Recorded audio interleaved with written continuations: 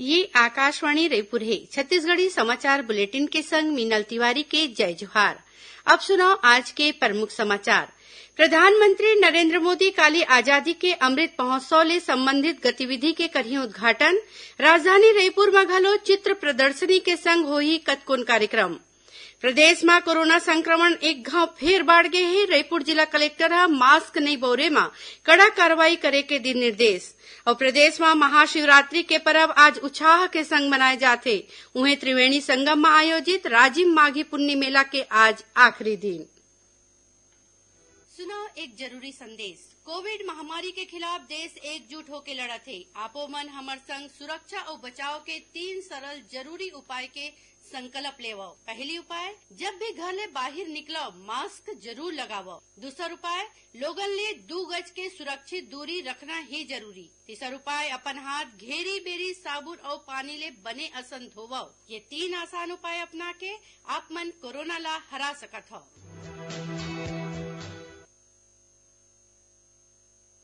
अब समाचार विस्तार ले। प्रधानमंत्री नरेंद्र मोदी काली आजादी के अमृत महोत्सव ले संबंधित गतिविधि के उद्घाटन करही। ये महोत्सव भारत के स्वतंत्रता के 75वां जयंती के सिलसिला में सरकार कोती ले आयोजित होवैया आने कार्यक्रम के श्रृंखला हवय। एकर आयोजन जन भागीदारी के भावना ले लोक पर्व के रूप में करे जाही। एमा 15 अगस्त 2022 के आयोजित होवैया अमृत महोत्सव ले 75 हफ्ता पहली के शुरुआती गतिविधि काली ले शुरू होवत है। प्रधानमंत्री काली अहमदाबाद में साबरमती आश्रम ले पदयात्रा ला रवाना करही और आजादी के अमृत महोत्सव ले जुड़े शुरुआती गतिविधि के उद्घाटन करही। एती छत्तीसगढ़ में घलो आजादी के अमृत महोत्सव में कतकोन कार्यक्रम होही, जोन 12 मार्च ले शुरू होही। काली राजधानी रायपुर के गुरु घासीदास संग्रहालय परिसर में एक चित्र प्रदर्शनी लगाई जाही, जेमा स्वतंत्रता संग्राम और स्वाधीनता सेनानी मन के चित्र प्रदर्शित होही। एकर आयोजन भारत सरकार के पत्र सूचना कार्यालय और प्रादेशिक लोक संपर्क कार्यालय के संग छत्तीसगढ़ सरकार के संस्कृति विभाग चुर मिलके करत हैं। ये प्रदर्शनी 5 दिन चलही, जेमा आने प्रतियोगिता होही। एकर संगे संग काली धमतरी में एक साइकिल रैली निकलही, जोन कंडेल पहुंच के सिराही। छत्तीसगढ़ में कोरोना टीकाकरण जोर दरहा चलत है। राज्य में अब तक करीबन 7,39,000 लोगन ला कोविड टीका के पहली खुराक दे गे है। यही बीच प्रदेश में कोरोना संक्रमण एक घाव फेर बाढ़े लगे है। काली प्रदेश में कोरोना के 456 नवा मामला आगू आइस। प्रदेश में कोरोना संक्रमित मरीज मन के आंकड़ा 3,15,000 के पार पहुंच गए हैं। वहीं रायपुर जिला में कोरोना संक्रमण के बढ़त मामला ला देखकर जिला कलेक्टर डॉक्टर एस भारतीदासन ह दिशा निर्देश के कड़ाई ले पालन करे बर किहिन है। ओमन किहिन की जौन मन मास्क नहीं बउरे ओकर खिलाफ कड़ा कार्रवाई करे जाही। कोरोना संक्रमण ले बचाव संबंधी आदेश और निर्देश के पालन नहीं करे यमन ऊपर प्राथमिकी दर्ज करे के निर्देश दे गे है। प्रधानमंत्री नरेंद्र मोदी के परीक्षा पे चर्चा कार्यक्रम के 4था संस्करण इही महीना में वर्चुअली आयोजित होही। प्रधानमंत्री अवैया परीक्षा के संबंध में स्कूल पढ़ैया लइका, शिक्षक और पालक मन संग गोठ बात करही। ये कार्यक्रम पर पंजीकरण MyGov प्लेटफॉर्म में शुरू हो गए है, जोन इतवार तक चलही। कक्षा 9वीं ले 12वीं तक के पढ़ैया लइका मन ले परीक्षा के तनाव ले निपटे खातिर प्रश्न ये प्लेटफॉर्म में मंगाए गए है। मुख्यमंत्री भूपेश बघेल के मासिक रेडियो वार्ता लोकवाणी के 16वां कड़ी के प्रसारण अवैया 14 मार्च इतवार के होही। मुख्यमंत्री लोकवाणी में ये बखत प्रदेश के नारी शक्ति ले गोठ बात करही। लोकवाणी के प्रसारण छत्तीसगढ़ स्थित आकाशवाणी के जम्मू केंद्र, FM रेडियो और क्षेत्रीय समाचार चैनल ले बिहनिया 10:30 बजे ले 11 बजे तक होही। महात्मा गांधी राष्ट्रीय ग्रामीण रोजगार गारंटी योजना मनरेगा में दुर्ग जिला 10,000 ले ज्यादा लोगन ला 100 दिन ले ऊपर के रोजगार दे के रिकॉर्ड बनाए हैं। एकर पहली करीबन 5,000 लोगन ला ही 100 दिन के रोजगार देवाए गे रहीस।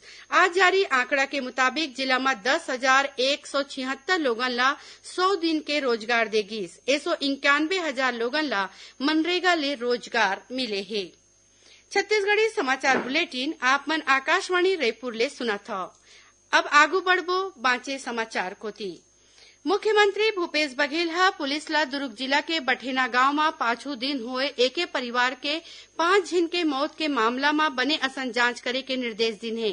श्री बघेल ह आज बठेना गांव पहुंच के मौत होए लोगन के परिवार वाले मन ले भेंट करिन और सहायता राशि के रूप म 5 लाख रूपया दे के बात कहिन। ये मौका म मुख्यमंत्री संग दुर्ग रेंज पुलिस महानिरीक्षक विवेकानंद सिन्हा और जिला के पुलिस अधीक्षक संग बड़का अधिकारी मौजूद रहिन। बीजापुर जिला के भैरमगढ़ थाना क्षेत्र में सुरक्षा बल और माओवादी मन के बीच मुठभेड़ होए हे। फिर एमा काखरो हताहत होए के खबर नहीं है। मिले जानकारी के मुताबिक एसटीएफ और डीआरजी के संयुक्त टीम गश्त में निकले रहीन। यही इंद्रावती नंदिया तीर कोलनार और छोटे पल्ली के जंगल में माओवादी मन के मौजूदगी के सूचना मिले रही से सुरक्षा बल है जब माओवादी मन के खिलाफ कार्रवाई करीन तो माओवादी मन है जंगल के आड़ लेके भाग निकलीन। घटना के जगह ले माओवादी मन के कतकुन जिनिस बरामद करे गे हे। देश भर में महाशिवरात्रि के पर्व आज उत्साह के संग मनाए जाथे। राजधानी रायपुर समेत प्रदेश के सब्बो शिवालय में भिनसरहा चले जल चढ़ाए और पूजा पाठ खातिर श्रद्धालु मन के भीड़ मंदिर में होए लगे रहिस। ये मौका में श्रद्धालु मन ह नंदिया में पुण्य स्नान करीन। मुख्यमंत्री भूपेश बघेल आज रायपुर के महादेव घाट में हटकेश्वर महादेव के पूजा पाठ करके प्रदेशवासी मन बर सुख समृद्धि के कामना करीन। महाशिवरात्रि के मौका में मंदिर में विशेष सजावट करे गे हे। इहाँ मेला घलो लगे हे। एकर पहले मुख्यमंत्री दुर्ग के ठकुराइन टोला घाट के महाशिवरात्रि मेला मिलन समारोह में संगरीन। महासमुंद जिला में सिरपुर के गंधेश्वर नाथ महादेव, श्वेता गंगा, बमनी के बमनेश्वर महादेव और कनिकेरा के स्वयंभू कनिकेश्वर महादेव मंदिर में बिहनिया चले भक्त मन के ताता लगे रहीस। इसलिए बिलासपुर जिला के रतनपुर के वृद्धेश्वर महादेव मंदिर में विशेष पूजा पाठ होवत हे। मुंगेली के मल्हारपारा के शिव मंदिर ले हर्रा घाट तक भगवान शंकर के बारात निकाले गीस। राजनांदगांव के शिवनाथ नंदिया के शिव मंदिर में जलाभिषेक और रुद्राभिषेक के कार्यक्रम हुईस। ये बेरा में गुरु नानक चौक ले बाबा महाकाल के झांकी निकाले गईस और ये शोभा यात्रा मान लोक नर्तक दल राउत नाचा और पंथी नृत्य करत शहर में घूमीन। कोरबा जिला में आज ले 2 दिवसीय पाली महोत्सव शुरू हुईस। एकर शुभारंभ संस्कृति मंत्री अमरजीत भगत ह करीन। कार्यक्रम के अध्यक्षता राजस्व मंत्री जय सिंह अग्रवाल ह करीन।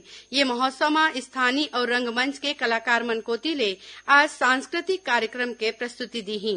ओती जगदलपुर में राखे गए 3 दिवसीय चित्रकोट महोत्सव के आज समापन होवत हे। इंद्रावती नंदिया के चित्रकोट जलप्रपात तीर राखे गए ये महोत्सव में सुकमा जिला के मिसमा, कोंडागांव जिला के केवई बालेंगा और बीजापुर जिला के अम्बेली लोक नर्तक मन ह प्रस्तुति दीन। संगे संग बस्तर जिला के दरभा विकास खंड के लोक नर्तक मन ह धुरवा मड़ई नाच, बस्तर विकास खंड के गेड़ी नृत्य और बस्तानार विकास खंड के गौर नृत्य ह सुघर कार्यक्रम दीन। कार्यक्रम के दूसर दिन काली राष्ट्रीय और अंतर्राष्ट्रीय स्तर के कई जन आने कलाकार मन घलो कार्यक्रम दीन। एती महासमुंद जिला के सिरपुर में पुरखा के सुरता में अंतर्राष्ट्रीय सिरपुर बौद्ध महोत्सव और शोध संगोष्ठी के आयोजन काली 12 मार्च ले करे जाही। एमा कला, शिक्षा, संस्कृति, साहित्य, समाज और इतिहास में केंद्रित कार्यक्रम होही। महानदी, पैरी और सोंढूर नदिया के त्रिवेणी संगम में आयोजित राजिम माघी पुन्नी मेला के आज आखिरी दिन है। मुख्यमंत्री भूपेश बघेल आज संझा ये मेला के समापन करही। आज बिहनिया महाशिवरात्रि के मौका में माघी पुन्नी मेला में अंतिम शाही स्नान करेगी। साधु संत मन ह शाही स्नान के बाद सबले पहली नागा साधु मन ह शस्त्र पूजा करीन। एकर बाद आने आने आश्रम, अखाड़ा और शक्तिपीठ के साधु संत मन ध्वजा संग संत समागम में शामिल हुईन। आज महाशिवरात्रि के सेती पंचकोसी परिक्रमा बर घलो भिनसरा चले लाइन लगे रहीस। आखिर में प्रमुख समाचार एक घाव फेर। प्रधानमंत्री नरेंद्र मोदी काली आजादी के अमृत महोत्सव ले संबंधित गतिविधि के करही उद्घाटन। राजधानी रायपुर में घलो चित्र प्रदर्शनी के संग होही कतकोन कार्यक्रम। प्रदेश में कोरोना संक्रमण एक घाव फेर बाढ़े लगे है। रायपुर जिला कलेक्टर ह मास्क नहीं बौरे में कड़ा कार्रवाई करे के दिन निर्देश। और प्रदेश में महाशिवरात्रि के पर्व आज उत्साह के संग मनाए जाते। उन्हें त्रिवेणी संगम में आयोजित राजिम माघी पुन्नी मेला के आज आखिरी दिन। एकरे संग छत्तीसगढ़ी समाचार बुलेटिन यहीं सिरावत है। जय जोहार।